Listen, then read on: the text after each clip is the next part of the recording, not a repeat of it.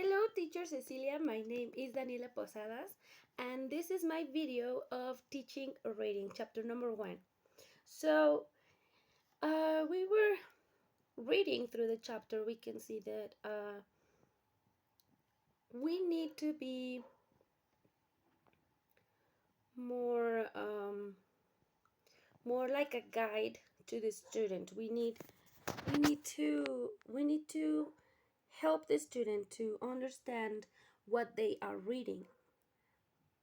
This is very important because we're talking about the comprehension of the reading material. So they've been talking about the questions and the answers. Know that when every student when we do the activity, to read a part, to read a chapter or something, and then we ask specific things, like who was the author, blah blah blah, what was the theory about, and then it says here that all that we are asking to is very specific information, instead of giving the students the opportunity to actually demonstrate or explain what they understood. So we should stop doing this type of exercises because we are not giving the student the opportunity to actually learn.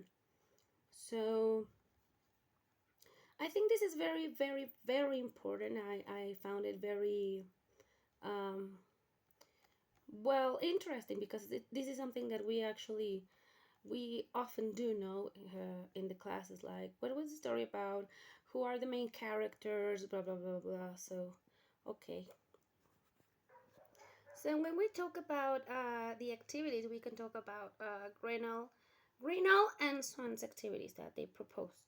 Now we can have the extracting the main idea, reading for specific information, understanding text organization, predicting, checking comprehension, inferring, dealing with unfamiliar words, doing a glossary, linking ideas, understanding complex sentences, understanding a writer's style, evaluating the text, reacting to the text, and writing summary. So this is very, very important. I like those activities because I think the student can actually prove and demonstrate what they are actually learning. The activity must be really full with information, with good information, with good parts of the information. No, like not just creating a summary and stuff like that where you are not really comprehending. So, so this is the material that we were giving. I was thinking about, I don't know, maybe infographies, creating maps, conceptual maps, and things like that. I think that I don't know what you think. Maybe it could be a good material as well, no? To participate in understanding the text organization. Now that it could be really, really cool. So I work with preschool students, so I don't usually work with reading, mm, but maybe listening, always listening and comprehending the listening, but thinking maybe in an upper class, maybe in primary school. Maybe we can talk about, I don't know, a story. No, it's Halloween. It's a spooky story about I don't know, a haunted castle. So I will ask the students to read and maybe extract the main idea. It could be what are they learning about it? What happened to the character? Who were the characters? Um, what was the situation of conflict? How it developed? So yeah, like, what do you think it was the main idea? What was it about? Maybe. So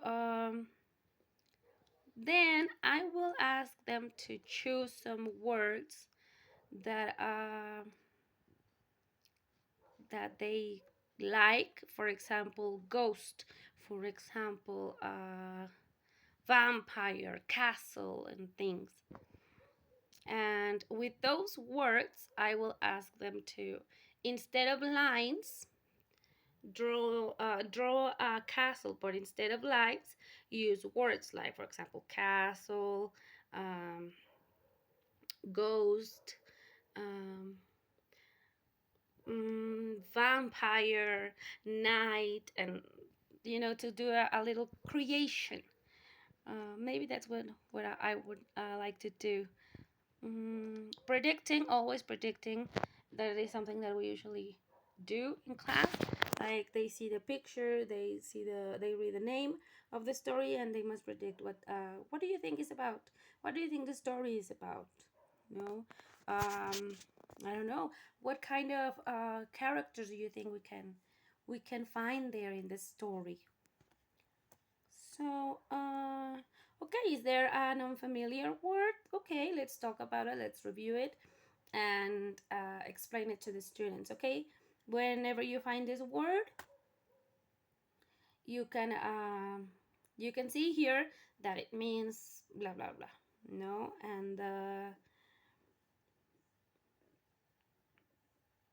okay, so I will out. It says reacting to the text. So maybe through the development of the story, at the end, I will ask, "Hey, did you think it was a good story?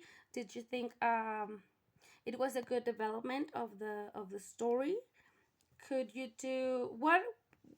Let's imagine that you are the main character. Would you do anything different? Would you choose different? Would you make different decisions? I don't know. Maybe to a little react to the text and actually emerge in the text. Okay, so maybe yes, writing summaries, but I'm not a fan of writing summaries actually.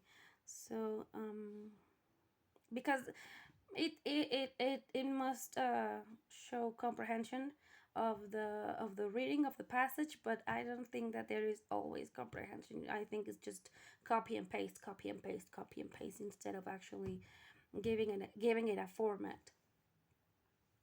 But it's something that we must teach how to do, no? Okay, so I think that this is all for my part. Thank you very much for your time. I hope to see you very soon. Thank you.